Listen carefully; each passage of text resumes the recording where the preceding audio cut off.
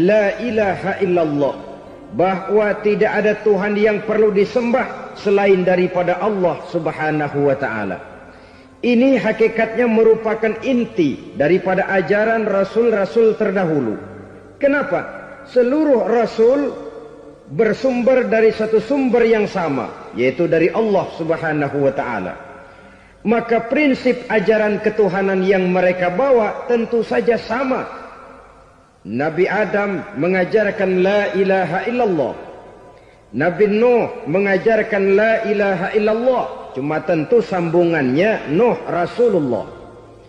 Nabi Ibrahim mengajarkan la ilaha illallah, Ibrahim Rasulullah. Nabi Musa mengajarkan la ilaha illallah, Musa Rasulullah. Bahkan Nabi Isa mengajarkan la ilaha illallah, Isa Rasulullah. Dan Nabi Muhammad mengajarkan la ilaha illallah, Muhammadur Rasulullah. Akhlak manusia kepada Allah dengan menanamkan tauhid. Jadi kalau ingin berakhlak yang benar kepada Allah, jaga tauhid, pegang teguh akidah.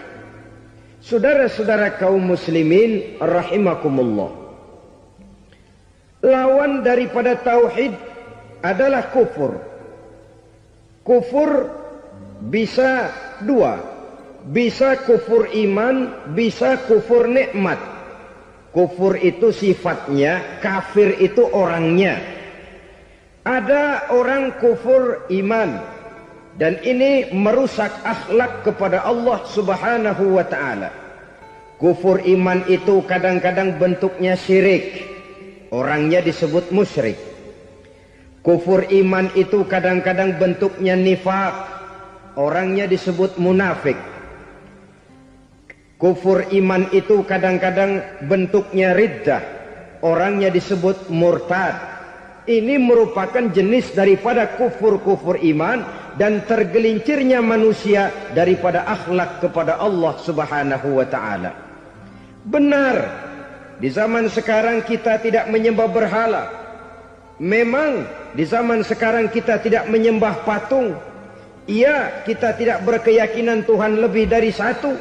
Tapi kadang-kadang akhlak kita kepada Allah sering lentur dan luntur, sering bergoyang dan tergoncang, sering kena erosi dan polusi.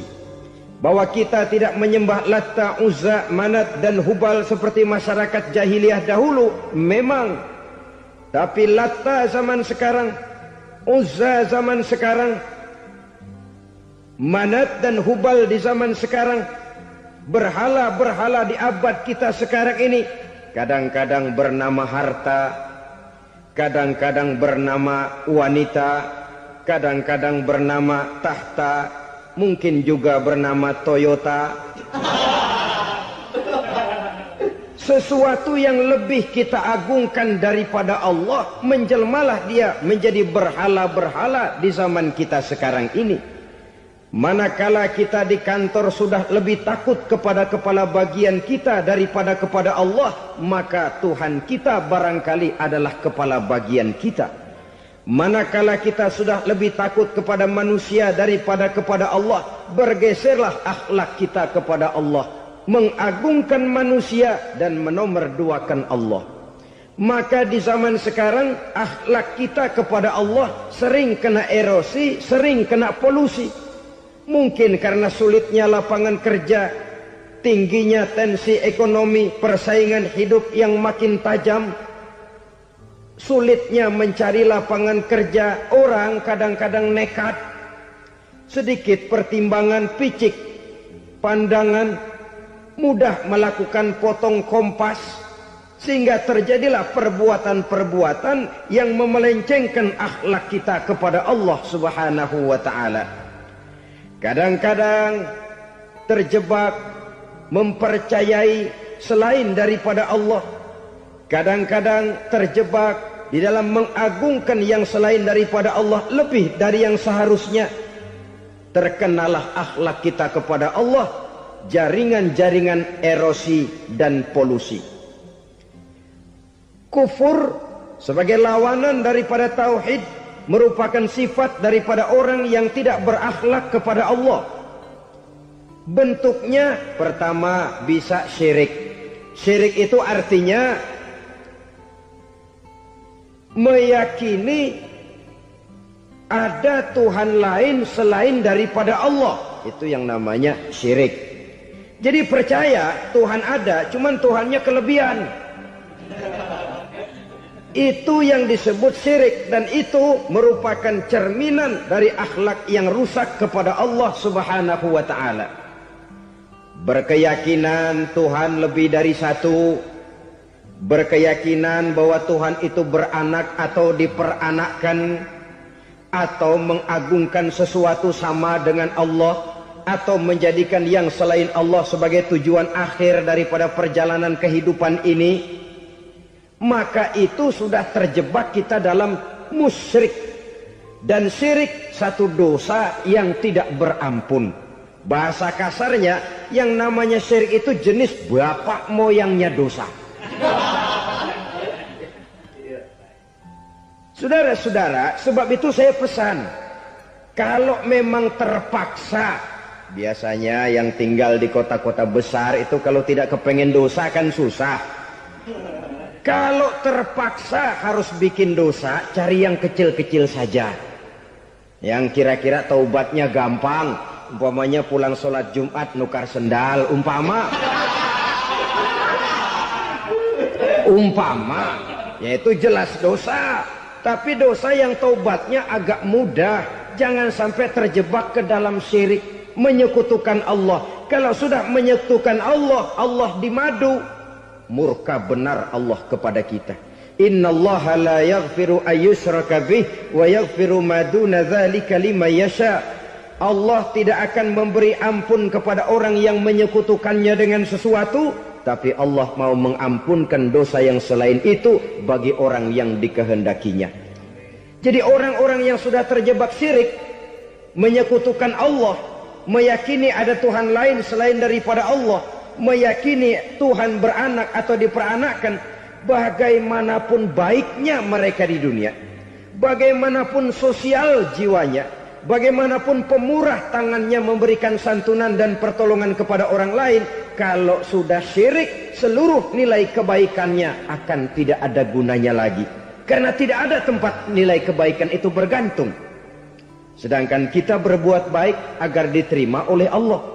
Kalau Allahnya marah kepada kita, siapa yang akan menerima nilai kebaikan itu sendiri? Ini bentuk yang pertama. Yang nyata-nyata menyembah berhala, syirik. Yang nyata-nyata beriktikad Tuhan lebih dari satu, syirik. Atau yang tersamar. Yang tersamar itu yang sering jadi penyakit kita. Saya sejak ada perkutut ini di rumah, perkutut. Saudara-saudara, yang merusak akhlak kepada Allah, yang merusak tauhid setelah syirik, bisa juga berbentuk nifak. Nifak itu sifatnya, orang yang punya sifat nifak disebut munafik. Asal katanya dari nafakun. Nafakun itu satu lubang yang punya dua muka, seperti goa, ada tempat masuk, ada tempat keluar. Maka munafik orang yang punya dua muka. Kalau bahasa kita, pandai bermain minyak di atas air. Manis jika berhadapan, balik belakang lain bicara. Sehingga apa yang dinamakan nifak, kata Imam Ali Al-Jurjani dalam kitab ta'rifatnya, izharul imanu bil lisan wa kitmanul kufri bil qalbi.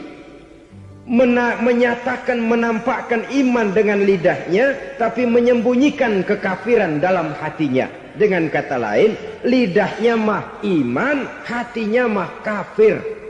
Padahal hati itu yang dilihat, padahal hati itu yang dinilai.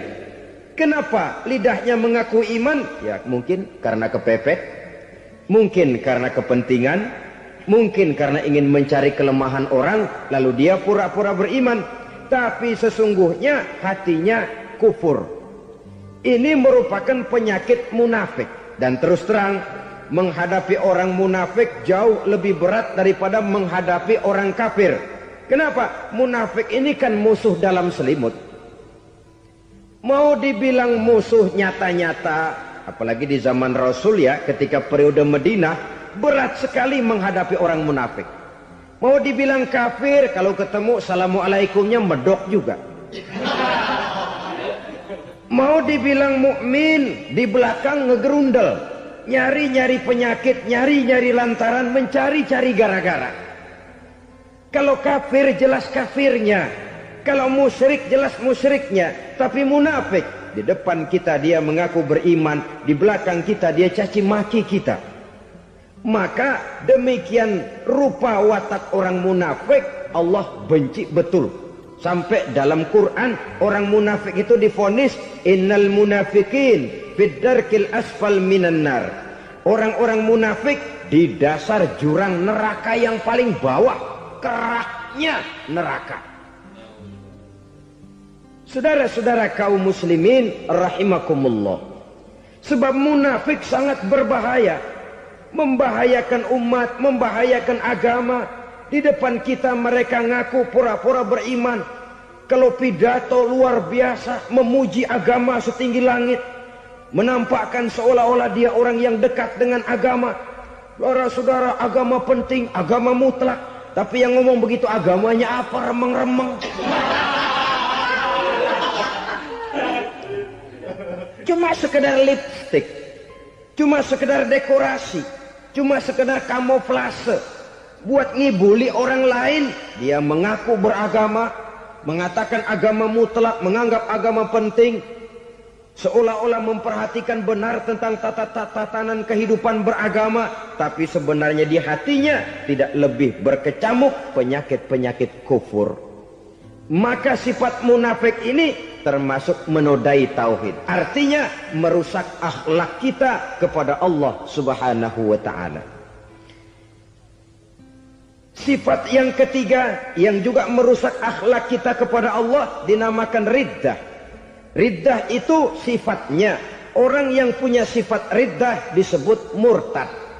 Murtad keluar dari Islam. Keluar dari Islam tentu tadinya di dalam Islam. Oleh satu perbuatan dia bisa menjadi murtad. Misalnya tadinya dia iman benar kepada Allah, tapi melarat. Kadang-kadang sehari masak, 3 hari libur. Akhirnya oleh kesulitan ekonomi dia tidak kuat. Ada yang menawarkan kebaikan, dibawain supermi, dibawain obat-obatan, diberikan beras. Goyah imannya. Keluar dia dari Islam, ikut agama orang yang memberikan pertolongan kepadanya, memilih kesenangan sebentar dengan mengorbankan kebahagiaan yang kekal. Maka orang semacam itu riddah sifatnya, murtad orangnya, keluar dari Islam. Dan yang menyebabkan kita murtad bukan cuma orang nyata-nyata memproklamirkan diri keluar dari Islam tapi lalu mengikuti agama orang lain. Bukan cuma itu. Mengakui ada Rasul lagi sesudah Nabi Muhammad bisa menyebabkan kita murtad. Mengingkari nikmat Allah bisa menyebabkan kita murtad. Meyakini semua agama benar bisa menyebabkan orang menjadi murtad. Meragukan kesempurnaan dan kelengkapan Al-Quran bisa menyebabkan orang jadi murtad. Mengingkari sunnah bisa menyebabkan orang menjadi murtad.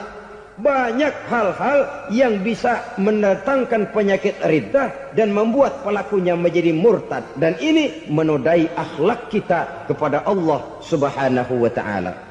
Itu tadi kufur iman, saudara-saudara. Nyata-nyata mengingkari Allah, baik dalam bentuk syirik, nifak, ataupun riddah.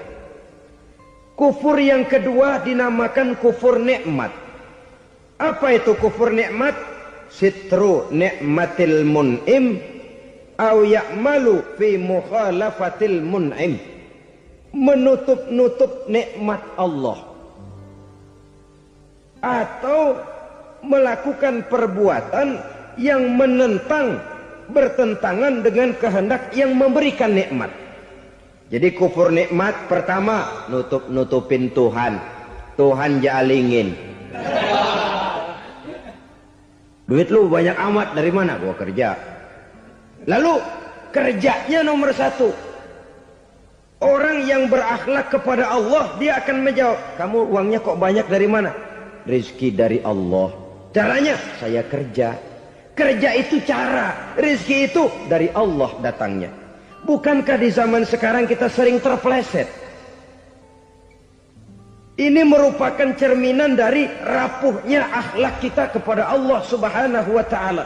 Karena usaha saya memang, karena saya peras keringat banting tulang, tentu. Tapi sadarkah kita bahwa sepanjang yang bisa kita lakukan cuma berusaha, peras keringat banting tulang.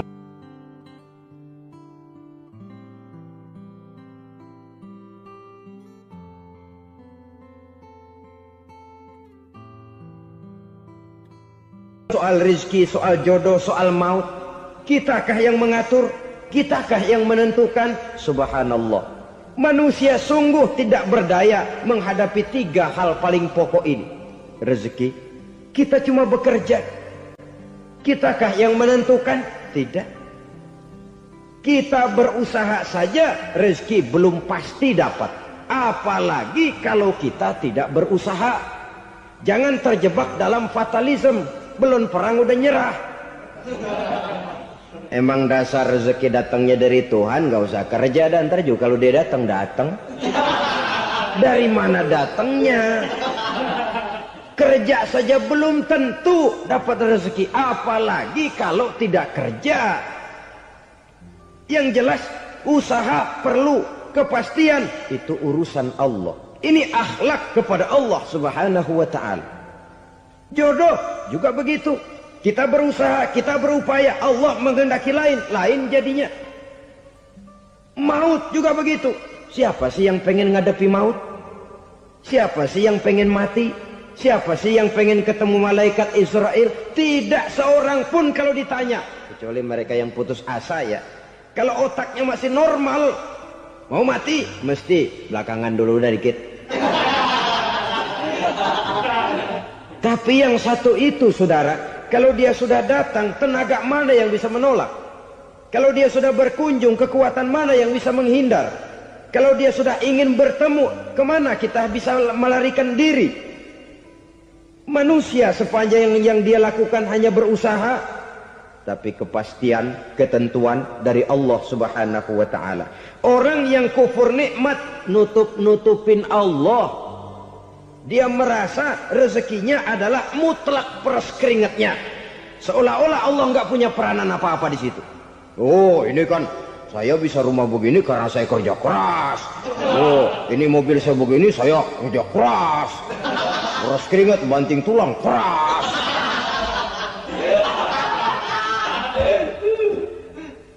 Saudara-saudara kaum muslimin rahimahkumullah. Jadi menutup-nutupi Allah. Akibatnya nanti kalau dia berhasil, Allah ketutupan. Kalau dia gagal, orang lain dicaci maki, dicari kambing hitam. Yang kambing hitam kan mahal. Karena orang sering cari-cari kambing hitam. Jarang orang mau jujur kalau bertemu kesulitan lalu mencari sebab pada dirinya sendiri. Yang paling enak ya nyalain orang. Lo begitu. Orang lain yang paling enak kita salahin. Au ya'malu fi mukhalafatil mun'im, atau dia melakukan sesuatu yang tidak sesuai dengan kehendak yang memberikannya nikmat. Diberikan kita tangan, mulut sih nggak berhenti, terima kasih Tuhan, alhamdulillah saya dikasih tangan. Cuma nih tangan enteng mat nabokin orang mulu. Itu sudah mukhalafatul mun'im, bertentangan dengan kehendak yang memberikan nikmat. Diberikan harta, mulutnya mah basah, terima kasih Tuhan, alhamdulillah dikasih harta. Tapi pelitnya minta ampun, kikir koret medit. Ini juga termasuk kufur nikmat, mempergunakan suatu nikmat bertentangan dengan kehendak daripada yang memberikan nikmat itu sendiri. Saudara-saudara kaum muslimin rahimakumullah. Oleh karenanya kufur iman memang lebih bahaya daripada kufur nikmat. Tapi jangan lupa, kufur nikmat bisa menyeret orang kepada kufur iman. Nah, kalau Allah udah dialingin, Tuhan sudah dinomor duain. Lama-lama kenapa dia tidak mendewakan dirinya sendiri? Mendewakan pangkatnya, mendewa-dewakan otaknya, mendewa-dewakan kemampuannya. Pada awalnya dia memang cuma kufur nikmat, tapi lambat laun kalau ini tidak diobati, secara pasti orang akan mengarah kepada kufur iman. Bisa berbentuk syirik, bisa berbentuk nifak, bisa berbentuk riddah.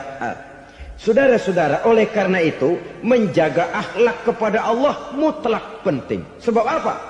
Kita tidak berakhlak kepada manusia saja, kita dikucilkan dari pergaulan. Kalau kita tidak berakhlak kepada Allah, dikucilkan oleh Allah. Hadis qudsi menyatakan, man lam yashkur ala na'mai wa lam yasbir ala balai falyakhruj min tahtis samai falyatlub rabban siwaya. Kata Allah, siapa orang yang tidak mau bersyukur terhadap nikmat yang aku berikan kepadanya dan tidak mau sabar terhadap ujian yang aku berikan kepadanya, falyakhruj min tahtis samai, persilahkan saja keluar dari kolong langitku, waliyatlub rabban siwaya, tolong cari Tuhan lain selain daripada aku. Murka Allah, diusir, cuman gak kedengeran aja. Siapa yang tidak mau syukur terhadap nikmatku, siapa yang tidak mau sabar terhadap ujian yang aku berikan kepadanya, persilakan keluar dari kolong langitku ini, cari Tuhan lain selain aku.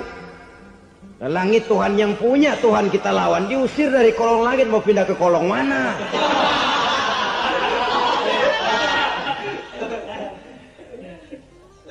Jadi jangan merasa kufur nikmat kan enteng. Iya, kelihatannya begitu, tidak sebahaya kufur iman. Tapi kufur nikmat ini merupakan anak tangga yang kalau kita sudah mulai naik, kita akan naik terus sampai kepada tingkat di mana kita mengalami kufur iman. Kalau sudah ke sana, maka akhlak kita kepada Allah terkenalah erosi, terkena polusi, hancur akhlak kepada Allah. Dan itulah sumber kesengsaraan abadi. Kalau cuma kita tidak berakhlak kepada manusia, barangkali resikonya cuma kehidupan di dunia ini. Mungkin juga ada kehidupan akhirat. Tapi kalau sudah tidak berakhlak kepada Allah, dunia akhirat kita rugi dan celaka. Maka pada kesempatan ini saya mengajak, marilah jaga baik-baik akhlak kita kepada Allah. Satu kali kita bertauhid, sampai mati kita bertauhid. Satu kali la ilaha illallah, jangan tergelincir lagi kita keluar daripada kalimat itu. Satu kali kita bertuhankan Allah, jangan bertuhan yang lain selain daripada Allah. Jangan sekutukan Allah, jangan samakan Allah dengan sesuatu, jangan mengangkat yang lain sama agungnya dengan Allah. Sebab dengan demikian kita seolah-olah sudah mengotori akhlak kita kepada Allah Subhanahu wa ta'ala. Saudara hadirin yang saya hormati, jadi oleh karenanya akhlak kita kepada Allah merupakan basis daripada kehidupan beragama. Kalau itu sudah mulai rapuh, mulai terkena erosi dan polusi, mulai rusak, dikhawatirkan nanti nilai ibadah kita kepada Allah juga akan turut ambruk karenanya. Saudara-saudara kaum muslimin rahimakumullah, tugas yang kedua, memperbaiki akhlak manusia kepada sesama manusia. Kita tahu Islam sesuai dengan namanya adalah agama damai. Maka akhlak manusia kepada sesama manusia menempati porsi yang penting dalam kehidupan beragama. Bagaimana seorang muslim bergaul, bertata krama terhadap sesama manusia. Mari kita lihat lebih jauh persoalannya. Untuk memudahkan pembicaraan dari kacamata agama, kita kelompokkan saja manusia itu dalam dua. Pertama yang seiman dan yang kedua yang tidak seiman. Yang tidak seiman itu kita sebut saja kufur atau kafir. Nah, kepada yang kafir pun kita diajarkan untuk berakhlak. Apalagi kepada yang memang nyata-nyata seiman, sekeyakinan, seakidah. Kemanapun Islam datang, ke negara manapun ia masuk, ia tidak menaburkan kerusakan. Jadi tidak benar kalau orang pernah itu menggambarkan, saking sentimennya, seorang orientalis pernah menggambarkan Nabi Muhammad di tangan kirinya Quran, di tangan kanannya pedang.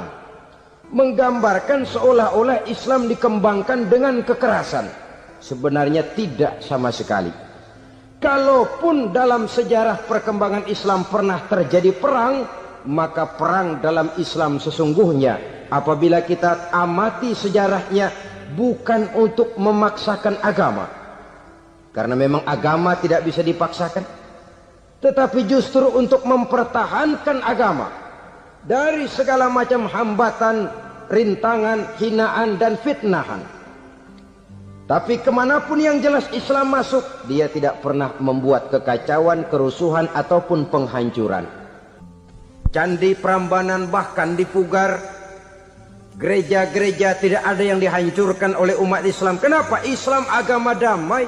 Soal agama, soal lakum dinukum waliyadin. La ikraha fid din, qad tabayyana ar-rusdu minal ghayy. Tidak ada paksaan dalam beragama, sebab nyata yang benar dengan yang tidak benar. Belum pernah ada orang kafir masuk ke perkampungan orang Islam lalu dikejar-kejar, diteriakin kafir, kafir, sunatin.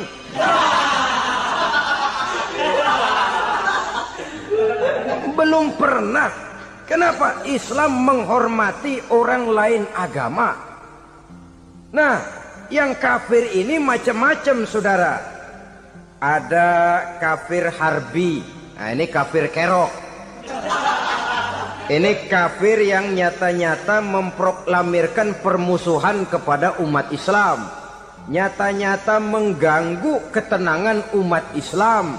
Kafir yang seperti ini yang boleh diperangi. Misalnya kita mau sembahyang Jumat dijagain. Nggak boleh sembahyang Jumat, getok palanya. Kafir harbi artinya tantangan perang datang dari mereka, bukan kita yang mulai. Mereka yang buka front. Prinsipnya umat Islam tidak boleh mencari-cari musuh, tapi pun tidak boleh lari kalau ketemu musuh. Musuh jangan dicari, ketemu jangan lari. Karena itu kesan seolah-olah umat Islam ini teroris, umat Islam ini destroyer, umat Islam ini sering menimbulkan keonaran, kerusakan. Sungguh satu fitnahan yang sangat keji. Umat Islam adalah umat yang cinta damai. Islam di masa perkembangannya masuki Eropa melalui Selat Gibraltar, Jabal Tariq, memasuki Spanyol. Islam tidak pernah meruntuhkan gereja. Islam tidak pernah membunuh orang-orang Nasrani. Bahkan Islam mewariskan peradaban dan kebudayaan yang begitu tinggi nilainya di bidang ilmu pengetahuan. Sampai ketika itu Barat banyak mengkaji ilmu pengetahuan dari dunia Islam. Buku-buku berbahasa Arab diterjemahkan ke bahasa Yunani, dipelajari oleh para cendekiawan di negeri Barat sana. Mereka mengambil manfaat yang banyak dari masuknya Islam ke Eropa. Sementara gereja tetap berdiri dengan megahnya. Kuil-kuil tempat peribadatan tidak satupun yang diusik-usik. Kenapa? Islam agama yang cinta damai. Asal dia tidak diganggu, asal kehormatannya tidak dihinakan. Jadi kafir harbi, kafir yang nyata-nyata nantang perang, ngajak berkelahi. Itu kafir yang nyari penyakit.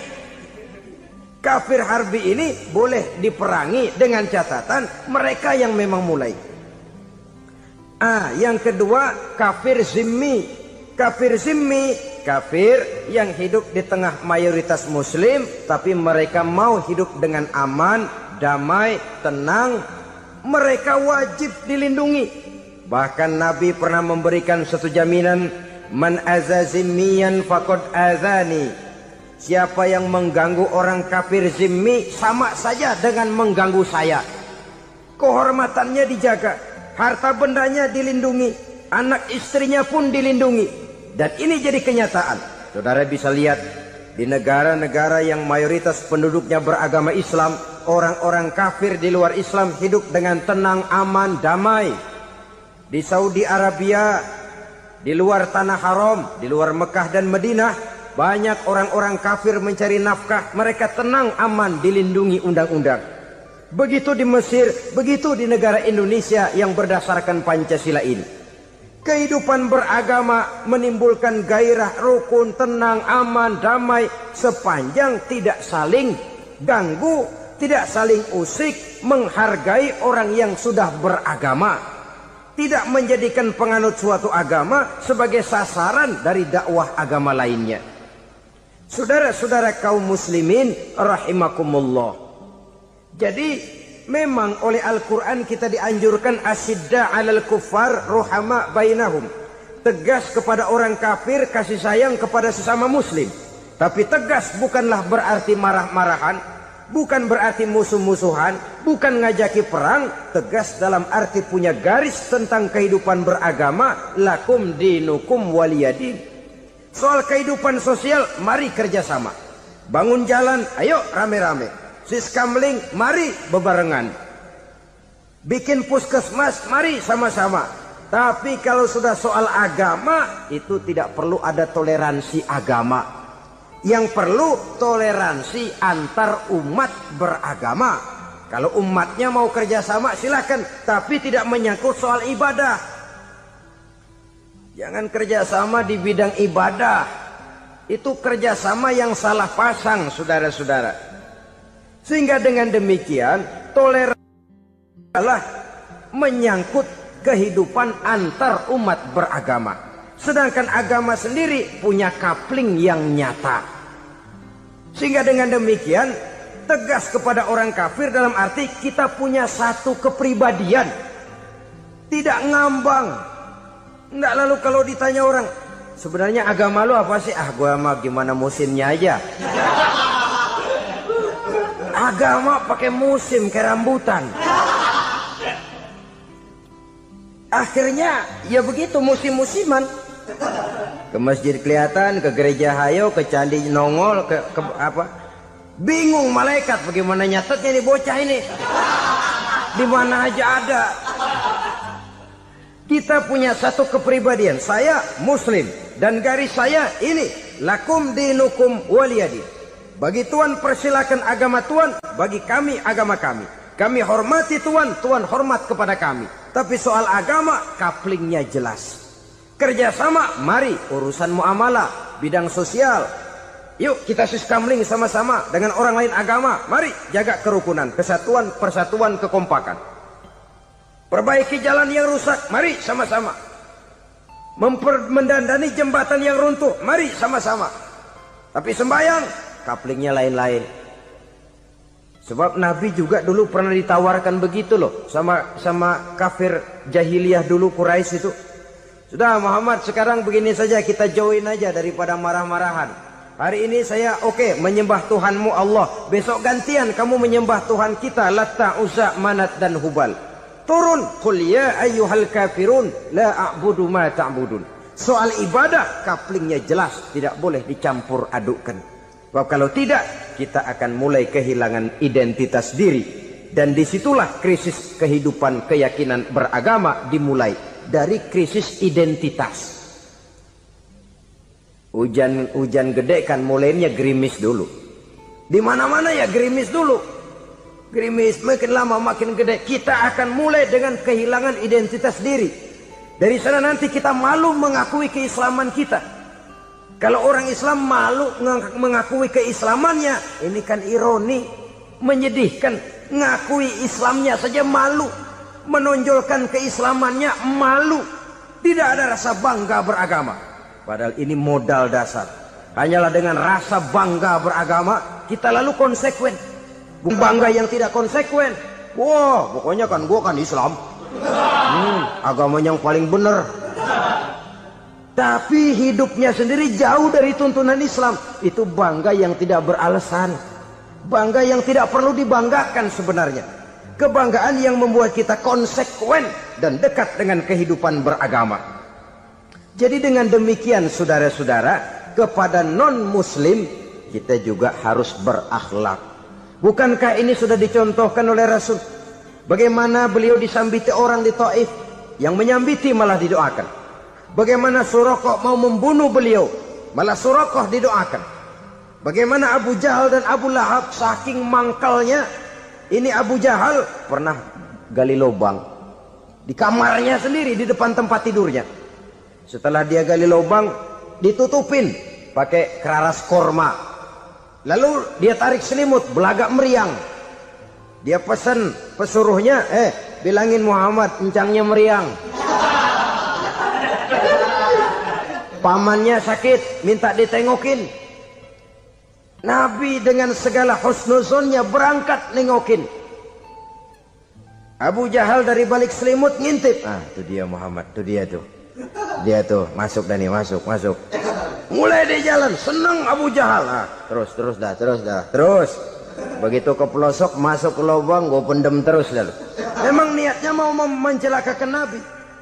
Sudah tinggal beberapa langkah lagi Nabi akan berjalan ke arah lubang itu. Malaikat Jibril ngasih tahu, Muhammad, Abu Jahal pamanmu cuma pura-pura sakit. Di depan tempat tidur itu ada lubang sudah dia gali untuk menjerumuskan kamu. Sudah balik pulang. Balik badan Nabi. Sudah hampir mau melangkah, kakinya malah muter pulang. Abu Jahal yang ngelihat Nabi sudah hampir jatuh nggak jadi, balik pulang. Lupa kalau lagi sakit. Udah Muhammad buruan sini. Ke pintu dia kejar. Dia lupa sama lubang yang dia gali. Begitu dia kejar, dia yang ke pelosok masuk ke dalamnya. Sejak saat itu ada pepatah, man hafara hufratan waqa'a fiha. Siapa yang suka nggali lubang, dia sendiri bakal terpelosok ke dalamnya. Jatuh dia ke lubang yang dia gali. Padahal ya paling banter 2 atau 3 meter paling dalam.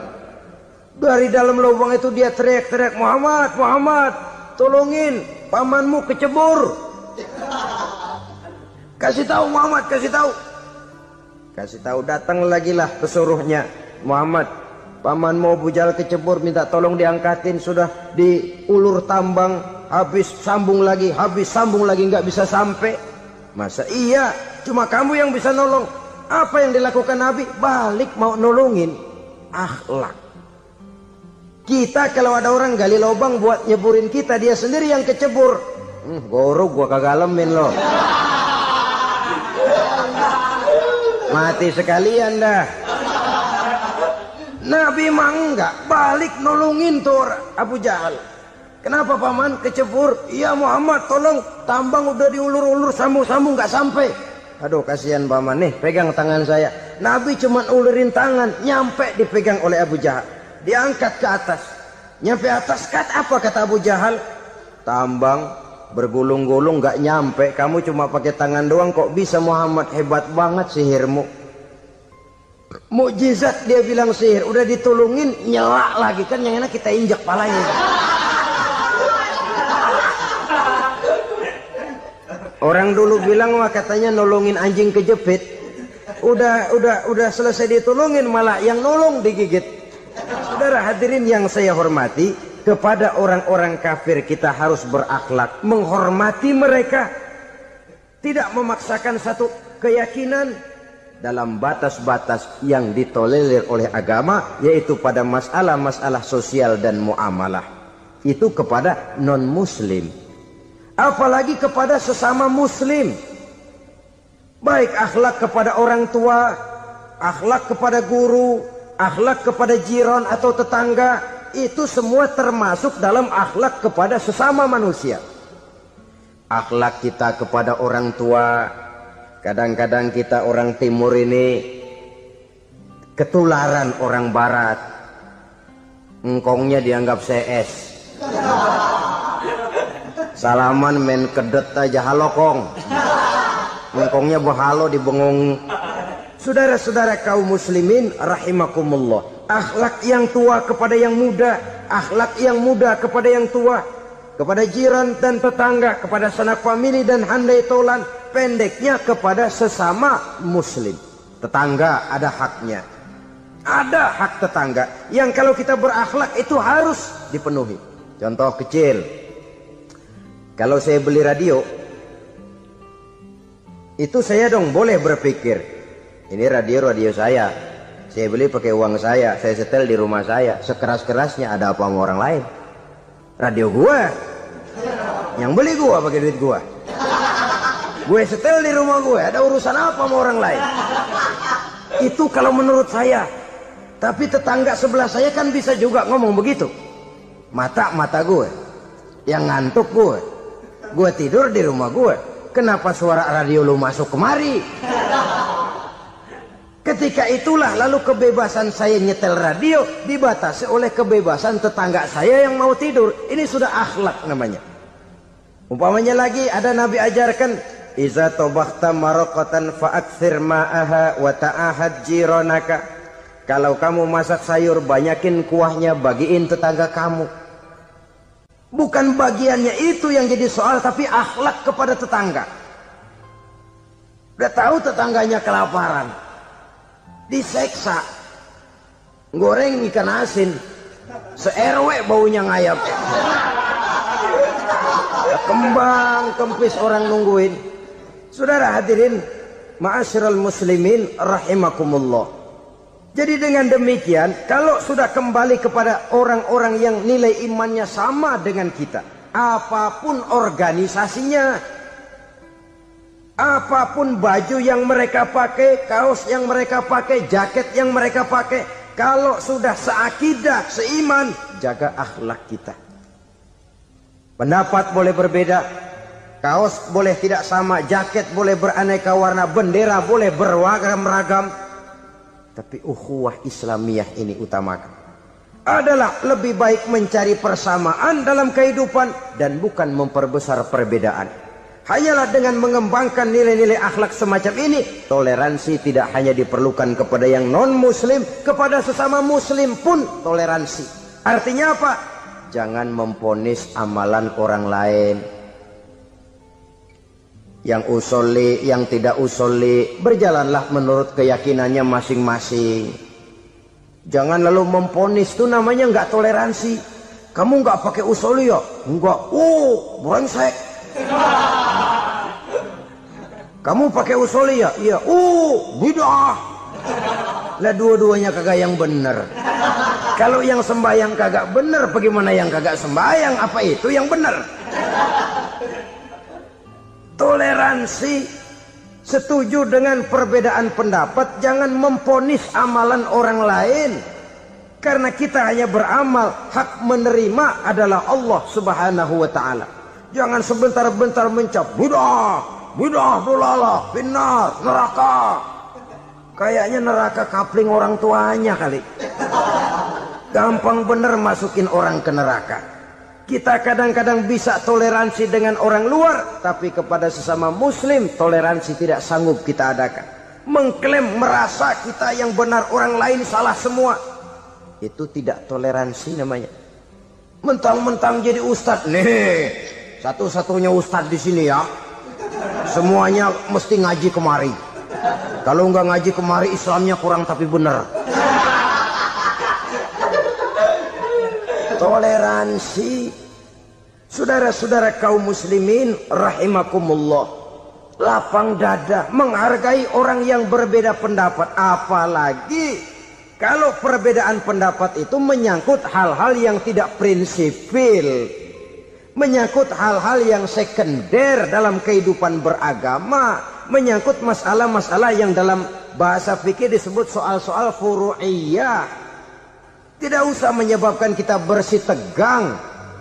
Kepala sama hitam pendapat boleh berbeda dan halal. Bahkan Nabi mengatakan ikhtilafu ummati rahmatun. Perbedaan pendapat di kalangan umatku bahkan menjadi rahmah, sepanjang perbedaan pendapat itu diiringi dengan rasa toleransi. Tapi kalau sudah main baku hantam, main klaim, memponis orang lain, akhirnya timbullah keretakan. Jangan heran kadang-kadang satu masjid dua kelir. Ya soal kelir boleh kelar-kelir, boleh kelar-kelir, tapi kalau harus terlalu mencolok menyebabkan timbulnya keretakan, saya kira yang akan turun bukan lagi rahmah tapi bala. Bala akan menimpa kita, jatuh kita menjadi umat yang lemah. Oleh karena di antara kita sendiri, sesama kita tidak pandai bertoleransi, tidak lapang dada. Ada anak muda kelihatannya mau majuan dikit, yang tua curiga. Kalau dia maju pasaran gua bangkrut dong nih. Lalu ditekan tuh anak ditekan melejit. Kadang-kadang yang tua maksudnya baik mau memelihara, yang muda salah terima. Kan tua kejemur. Dari dulu sampai sekarang gitu-gitu doang. Anak kemajuannya. Padahal yang tua barangkali maksudnya juga baik, mau memelihara. Sebenarnya kalau kita bisa mencoba mencari titik temu dengan alur komunikasi, tidak merasa diri yang paling benar, tapi toleransi, boyak menerima pendapat orang lain, setidaknya mau mendengar omongan orang. Yang susah kalau udah kena penyakit nggak mau ngerti omongan orang, nggak mau nerima pendapat orang. Kodok di kolong tempayan, cukeng kayu asem, asal ijo udah ijo aja ijo dah. Nggak ngerti omongan orang, yang kayak begini yang orang jadi kesandung. Oleh karena itu saudara-saudara, alangkah nikmatnya kehidupan ini apabila kita menyadari kita ini ummatan wahidah, satu umat yang satu, yang diikat dengan akidah. Kalau kepada yang non muslim saja kita diajarkan untuk berakhlak, apatah lagi kepada yang seiman, seakidah, sekeyakinan.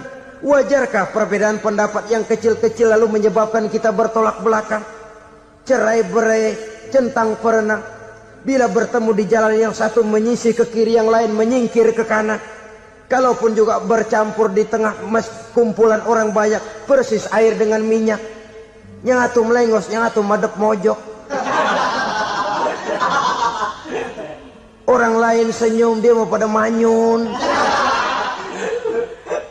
Saudara-saudara kaum muslimin rahimakumullah, realita ini walaupun tidak enak, pahit, tapi masih hidup di sebagian masyarakat kita.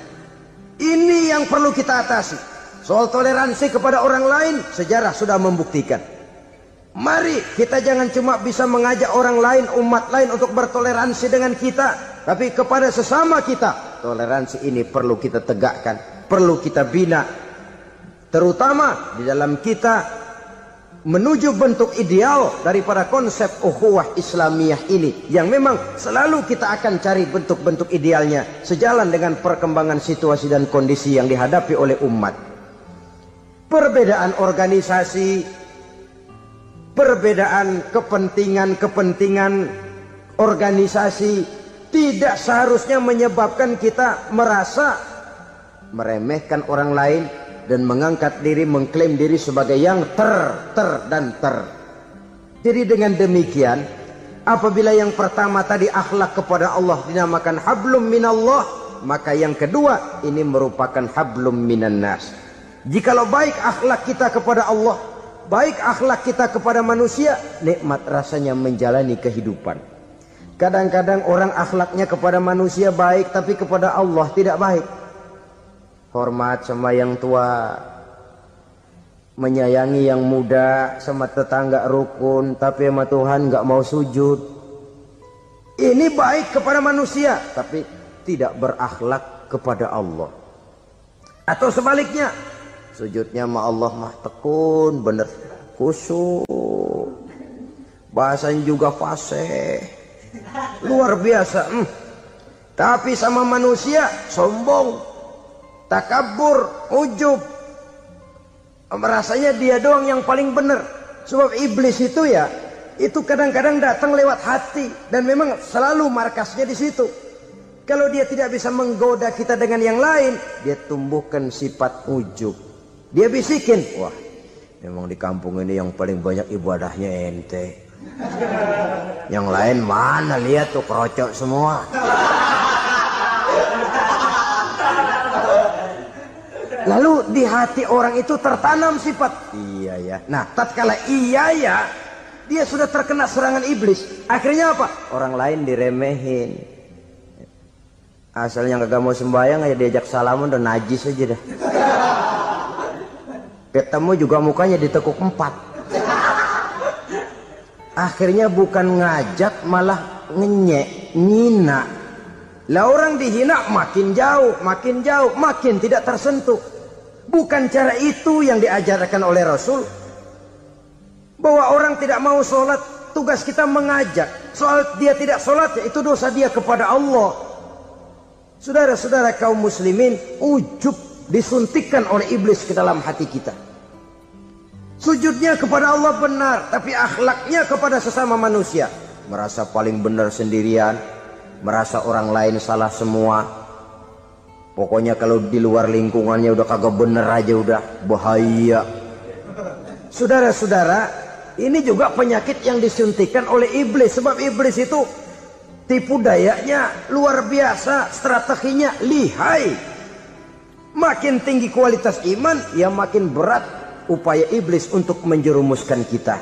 Karenanya saya mengajak, marilah kita bertoleransi, baik kepada non muslim, lebih-lebih lagi kepada sesama muslim yang kebetulan berbeda baju, berbeda kaos, berbeda organisasi, lain bendera yang dibawanya.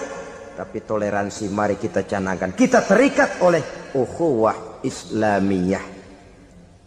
2. Yang ketiga, akhlak manusia kepada makhluk Allah lainnya di luar manusia. Saudara-saudara, dengan berakhlak kepada Allah, berakhlak kepada sesama manusia, berakhlak kepada makhluk Allah di luar manusia, baik flora maupun fauna, maka mudah-mudahan akan terciptalah satu ekosistem, satu lingkungan hidup yang membuat kita nikmat menjalani kehidupan ini. Inilah saja yang kita bicarakan pada pertemuan kali ini. Marilah kita membina nilai-nilai akhlak walaupun berat tantangannya. Sungguh lebih baik rakyat rendah yang berakhlak tinggi daripada pejabat tinggi yang berakhlak rendah. Karena nilai manusia pada akhirnya ditentukan oleh akhlaknya itu.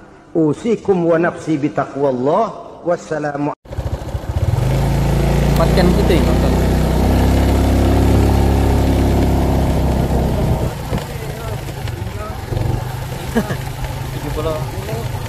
Paling banyak lagi 80 ah. 80.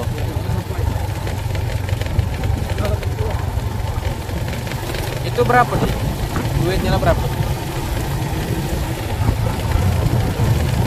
Gabungan enggak? Lepas agas? Enggak siap.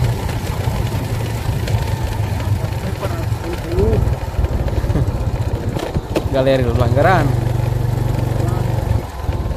Kenapa dia tahu kita gabung aja sama konten-konten tanya orang.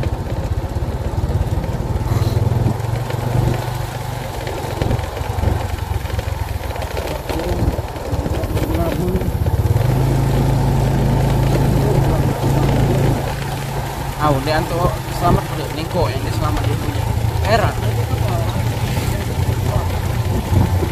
Nengko langsung notif abang bubutnya aku.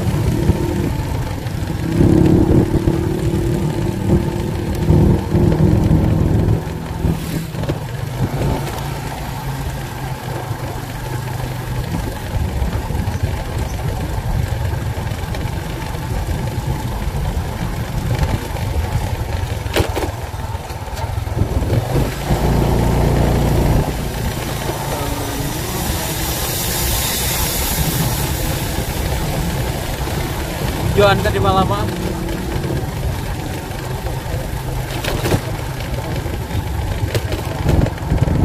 Oh, hujanan tuh. Aku malam nih, ambil tebu malam nih.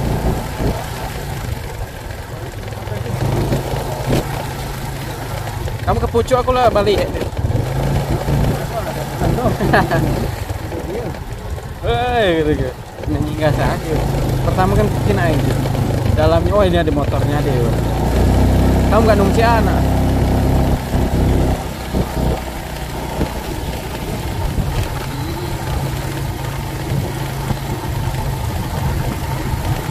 Dia sakit ketik ya. Dia sakit ketik.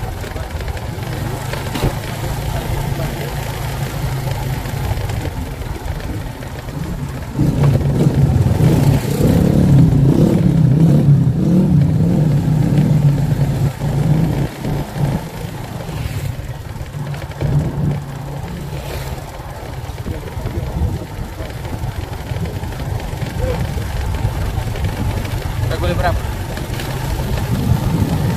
PMUD kan? Kalau lumayan. Kamu tahun kemarin kita kira beli?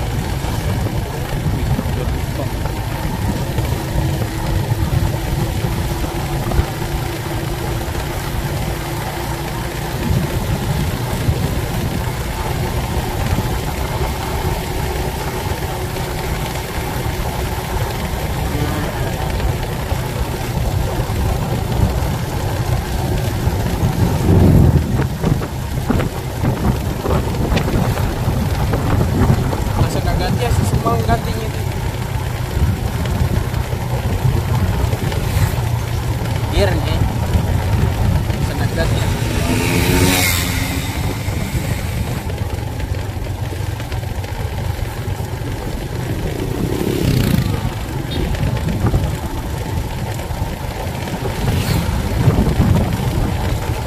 Masih 55 kawan. Tahu. Masih harga 55. Syukurlah awet dia tuan. Kamu tuh makin tuan. Masih netap.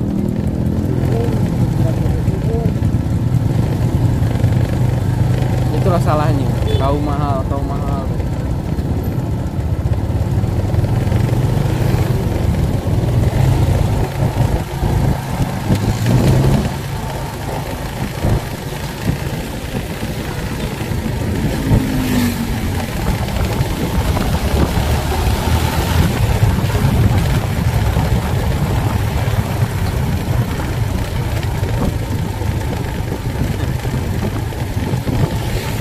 Dari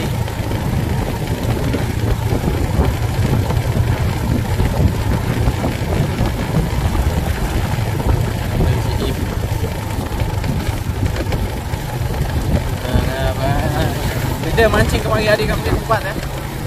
Dia sempat mancing ah.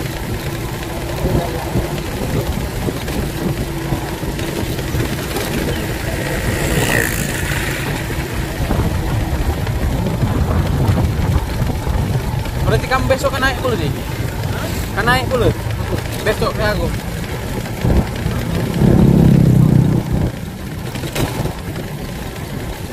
Sempat saja misalnya kamu kan naik. Jalan sungai mantap.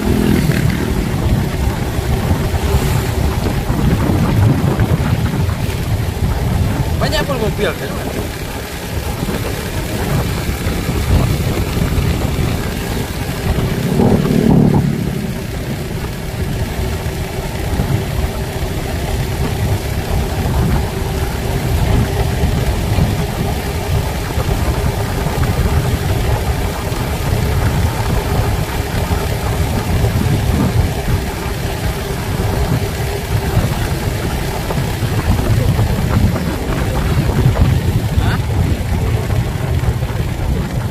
TWS headset bluetooth Realme AirPod 5. Aku cek harganya. Kalau udah dari harganya sisanya kan 85 lagi.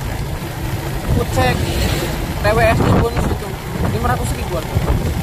Berarti gitu 8 juta. Berarti gitu beli 8 juta.